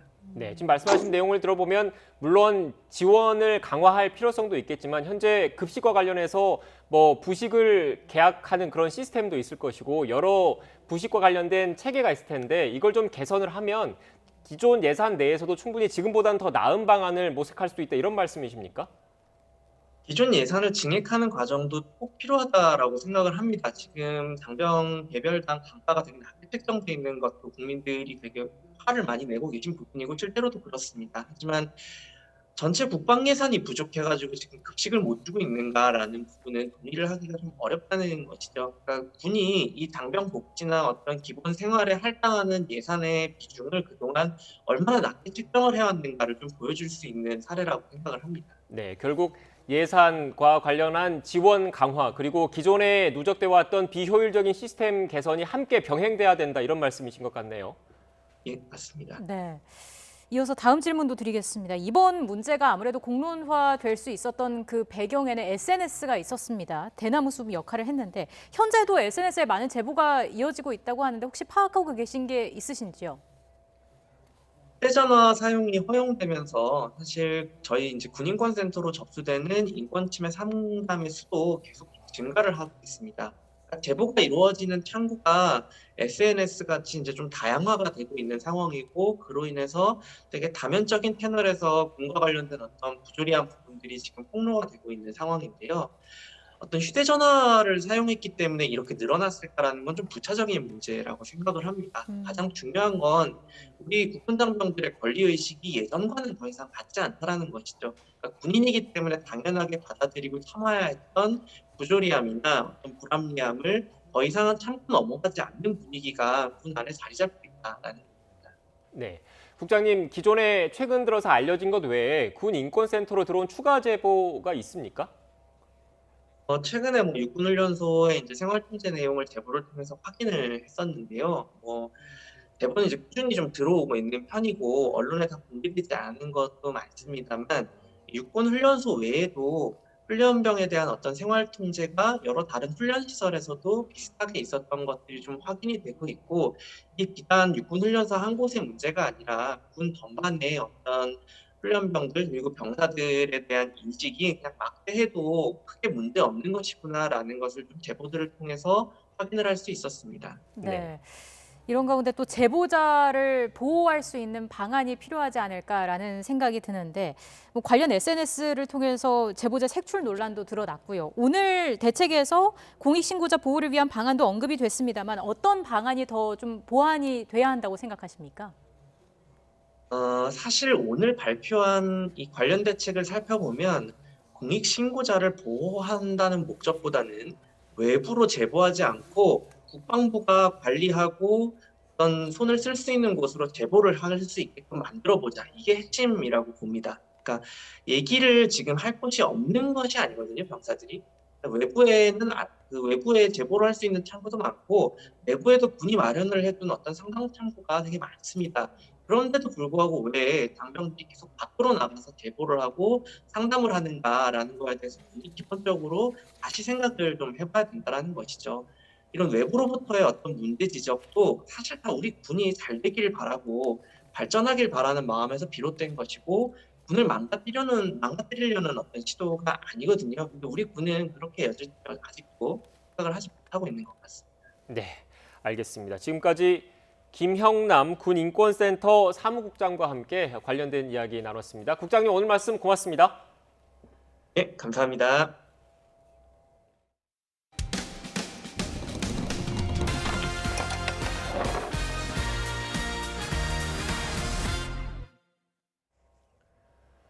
오토바이 단속에 나선 경찰이 단속을 못 보고 지나치는 운전자를 붙잡으려다가 크게 다치게 했다는 제보가 들어왔습니다. 그런데 운전자는 피해 보상을 받기는커녕 공무집행을 방해하고 경찰관을 다치게 한 혐의로 도리어 고소를 당했습니다. 어찌된 일인지 제보는 Y 황보혜경 기자가 취재했습니다. 지난달 8일 밤 9시쯤 서울 북악산으로 올라가는 길목에 오토바이 불법 개조 단속에 나선 경찰관 몇 명이 서 있습니다. 팔각정 주차장으로 줄줄이 들어서는 차들 뒤로 오토바이 한 대가 지나갑니다. 이걸 본 경찰관 한 명이 달려가더니 운전자에게 몸을 날려 잡아챕니다. 밀려난 오토바이는 곧바로 이곳 가드레일과 부딪혔습니다. 그리고는 휘청거리면서 16m가량을 더 간 뒤 쓰러졌습니다.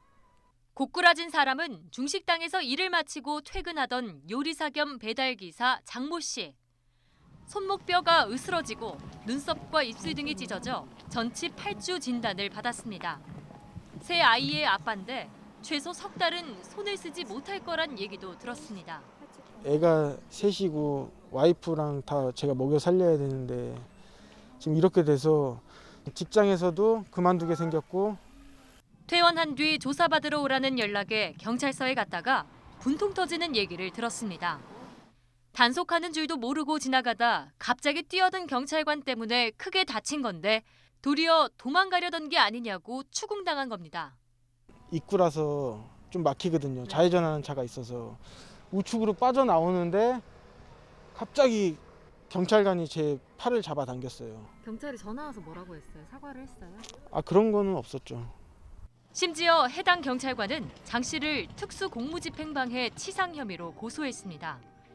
도주하는 거라 판단해 막아섰는데 속도를 줄이지 않은 채 경찰관을 쳐 다치게 했다는 겁니다. 단속하는데 자기는 그걸 단속을 안 당하려고 피해서 달아나려고 하다 보니까 저 앞에 경찰관이 있는 걸 보고 또 치였다. 당시 영상만 봐도 이해되지 않는 주장인데 경찰의 말이 사실이라 해도 이런 단속은 차량 단속 수칙에 어긋납니다. 도주 차량을 몸으로 막거나 매달리는 행동은 금지돼 있고 달아난 경우엔 상황실에 보고해 대응하도록 하는 게 원칙입니다. 경찰관이 오토바이를 끌려갈 수 있지 않습니까? 또 그 오토바이 운전자가 도로에 넘어질 수도 있고 최소한 안전을 담보한 상태에서 단속을 이렇게 해야지. 경찰은 지침에서 벗어났다는 건 인정했습니다. 하지만 현장 상황에 맞게 대응하는 게 우선이라며 해당 경찰관에게 잘못이 없다는 입장을 굽히지 않았습니다. 잘못한 거라고 생각되는 부분은 없는데요, 제가 볼 때는. 도주하려는 차량을 제지하려다가 우리 직원이 사고를 당한 건데 징계한다든지 하면 직원들이 검문을 하겠습니까? 생계가 막막한 장 씨는 해당 경찰관을 상대로 민형사상 고소와 국가배상 청구를 검토하고 있습니다. 지금 오토바이도 저희 가족 생계가 먼저니까 오토바이도 못 고치고 있어요. 그냥 1년이 지나든 2년이 지나든 뭐 혹시 소송을 해서 이기면은 뭐 그때 고쳐야죠. YTN 황보혜경입니다. 태어난 지 석 달 된 딸을 학대해 두개골 등 온몸의 뼈 11곳을 부러지게 한 어머니에게 징역형이 선고됐습니다. 수원지방법원 안양지원은 오늘 아동학대 중상해 혐의로 재판에 넘겨진 29살 A씨에게 징역 3년을 선고했습니다. 또 아동학대 재범 예방 강의를 40시간 수강하고 아동 관련 기관에도 5년 동안 취업할 수 없도록 명령했습니다. 학대 사실을 알고도 이를 말리지 않은 남편에겐 징역 6개월의 집행유예를 선고했습니다. 최근 재건축 단지를 중심으로 살아난 서울 아파트 매수 심리가 토지거래 허가구역 확대에도 꺾이지 않고 더 강해진 것으로 나타났습니다. 한국부동산원이 조사한 이번 주 서울 아파트 매매 수급 지수는 103.7로 지난주보다 1포인트 더 높아지며 4주 연속 기준선인 100을 넘었습니다. 정부의 2사 대책 발표로 매수 심리는 진정되다가 서울시장 선거 과정에서 여야가 모두 재건축 규제 완화를 언급하면서 재건축 단지를 중심으로 매수 심리가 다시 살아나고 있습니다. 안마의자를 구매하거나 렌탈할 경우 품질 불만과 계약 해지 등의 소비자 피해가 발생하고 있어서 주의가 필요합니다.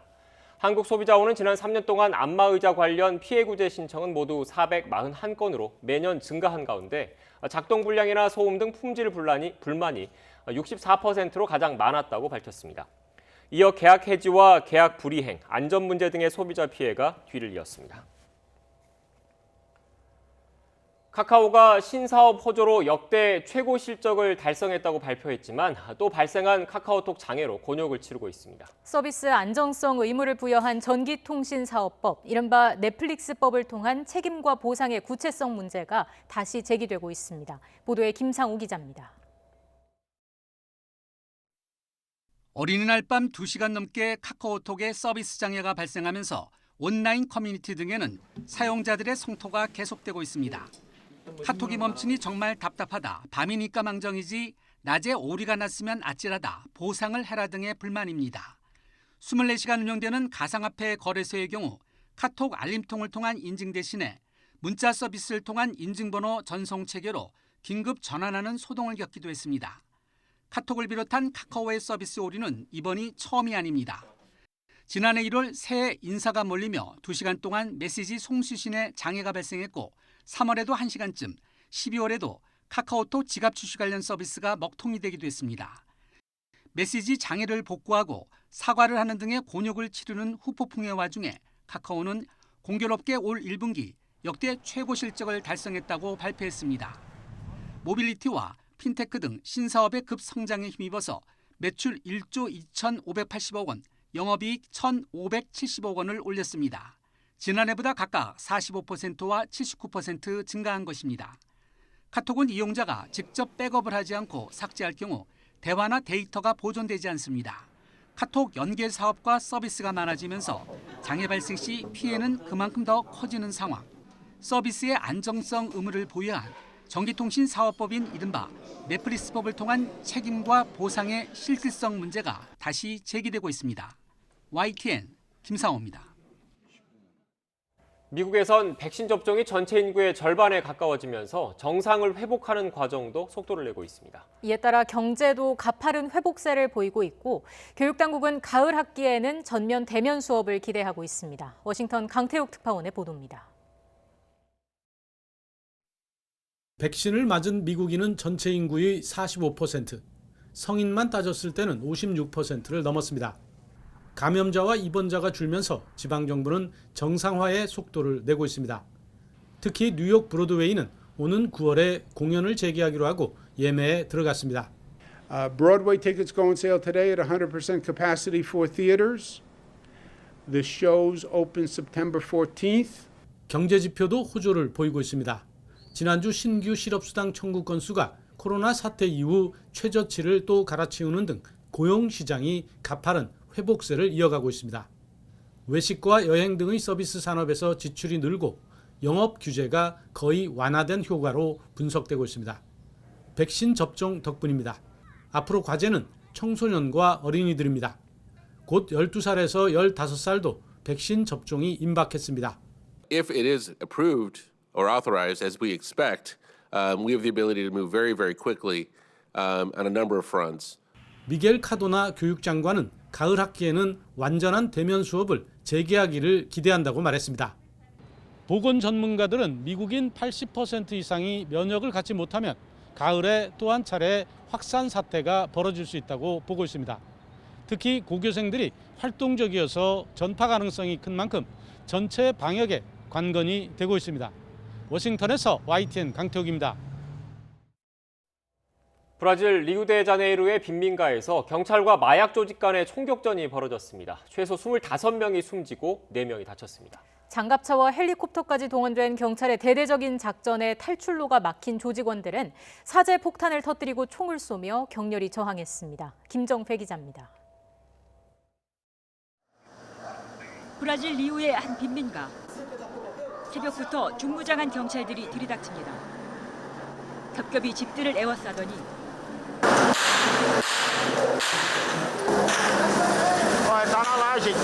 곧 총성이 들리고 헬기까지 추격에 나섭니다. 현지 시각 6일 오전 브라질 경찰이 리우데자네이루 북부 자카레지뉴 빈민가에서 대대적인 마약 조직 소탕 작전을 벌였습니다. 장갑차도 동원했습니다. 탈출로가 막히자 조직원들은 가정집까지 숨어들어 사제폭탄을 던지고 총을 쏘며 맹렬히 저항했습니다. A minha casa, como eu moro na comunidade, não tenho como botar para fora, entendeu? Já estava baleado, ferido, e logo assim atrás chegou as polícias. Nisso eles entraram, perguntaram se tinha alguém, eu só balancei a cabeça que sim. 이 과정에서 마약 조직원 24명과 경찰 1명이 숨지고 4명이 다쳤습니다. 경찰은 10여 명을 체포하고 권총과 기관총, 수류탄 등 압수한 무기들을 공개했습니다. 경찰이 이날 검거에 나선 마약 조직은 브라질 최대 범죄 조직 중 하나인 호만두 베르멜리의 계파였습니다. 자카레지뉴 빈민가를 근거지로 활동하며 마약과 무기 밀매에 관여해왔습니다. 경찰은 이들이 어린이와 청소년 인신매매, 살인, 강도, 납치 사건에 연루된 정황도 포착했습니다. 일각에서는 연방 대법원이 코로나19 확산을 우려해 빈민가 단속을 지난해 6월부터 금지한 상황에서 무리한 작전을 벌였다는 지적도 나옵니다. 경찰은 적법한 작전이었다며 목소리를 높였습니다. Todos os protocolos foram cumpridos. Lamentavelmente, houve muito confronto dentro da comunidade. Não há de se comemorar esse resultado, tamanha quantidade de pessoas que vieram a falecer. 리우의 한 범죄 연구단체는 이날 총격전이 2016년 총기 폭력 사건에 대한 조사를 시작한 이후 가장 많은 사망자를 냈다고 전했습니다. 리우에서는 지난달 말에도 주택가 여러 곳에서 경찰과 마약 조직원 간의 총격전이 벌어져 최소 9명이 숨지고 9명이 다쳤습니다. YTN 김정희입니다. 미국 아이다호주의 한 중학교 1학년 여학생이 교내에서 총을 쏴 학생과 학교 직원 등 3명이 다쳤습니다. 이 여학생은 현지 시각 6일 오전 9시 15분쯤 자신의 가방에서 권총을 꺼내 다른 학생 2명과 학교 건물 관리인에게 총을 여러 발 발사했습니다. 부상자들은 팔과 다리에 총상을 입었지만 다행히 생명을 위협할 정도는 아닌 것으로 전해졌습니다. 미얀마군이 소수민족 무장 세력의 공격으로 사상자가 늘고 있는 가운데 탈영까지 잇따르면서 궁지에 몰리고 있는 것으로 전해졌습니다. 현지 매체 이라와디는 군부가 지난 2월 1일 쿠데타를 일으킨 이후 현재까지 공군에서 80여 명의 부대를 이탈했다고 보도했습니다. 사관학교 출신으로 시민 불복종 운동에 참여한 린텟 아웅 대위는 탈영한 장교만 10여 명인데 이 중 가장 높은 계급은 대위라면서 반군부 저항 세력에 동참하기 위한 사례도 다수라고 전했습니다. 군부 쿠데타로 신음하는 미얀마 돕기에 나선 전라북도가 전북 도내 미얀마 유학생 대표 등에게 미얀마 사랑 티셔츠 구매 성금을 전달했습니다. 전라북도는 그동안 미얀마 민주주의 봄날을 기다립니다라는 한글과 미얀마어로 표기된 미얀마 사랑 티셔츠 구매 운동을 벌여 2억 원가량의 성금을 모았습니다. 오늘 낮 1시 10분쯤 충북 진천군 인근 평택 제천 고속도로 평택 방향 안진터널 부근에서 8중 추돌 사고가 났습니다. 이 사고로 운전자 등 6명이 다쳐 인근 병원에서 치료를 받고 있습니다. 충북 진천군은 사고 수습으로 혼잡이 예상되니 북진천 나들목 진입 차량은 우회해달라는 재난 문자를 보냈습니다. 경찰은 운전자 등을 상대로 정확한 사고 원인을 조사하고 있습니다. 오늘 오전 11시쯤 강원도 삼척시 도계읍 야산에서 불이 나 1시간여 만에 꺼졌습니다. 산림당국은 헬기 넉 대와 인력 100여 명을 투입해 낮 12시 40분쯤 큰 불길을 잡고 잔불을 정리하고 있다고 밝혔습니다. 이번 산불로 산림 1,500제곱미터가 탄 것으로 잠정 집계됐습니다. 계속해서 황사가 유입되면서 미세먼지 비상입니다. 현재 수도권과 충남 지역에는 미세먼지 경보가 내려져 있고요. 현재 인천의 미세먼지 농도는 614 마이크로그램, 서울 525 마이크로그램으로 평소보다 10배 이상 높은 수치를 보이고 있습니다. 미세먼지는 어버이날인 내일까지 이어지겠습니다. 내일도 전국의 미세먼지 농도가 나쁨에서 매우 나쁨 수준을 오르내리겠습니다. 되도록 외출을 자제하시고요. 외출 시에는 반드시 KF80 이상 보건용 마스크를 착용하시기 바랍니다. 현재 강원 영동과 경북 내륙에는 건조주의보가 발효 중입니다. 동해안에는 강풍주의보까지 내려진 가운데 모레까지 영동에는 최대 순간풍속, 초속 30m 이상의 돌풍이 몰아치겠습니다. 산불 등 대형 화재 사고에 주의하셔야겠습니다. 이번 주말과 휴일 비 소식 없이 맑은 날씨가 이어지겠고요. 미세먼지는 일요일부터 점차 해소될 전망입니다. 지금까지 날씨 정보였습니다. 더 뉴스 마치겠습니다. 저희는 다음 주에 다시 뵙겠습니다. 고맙습니다.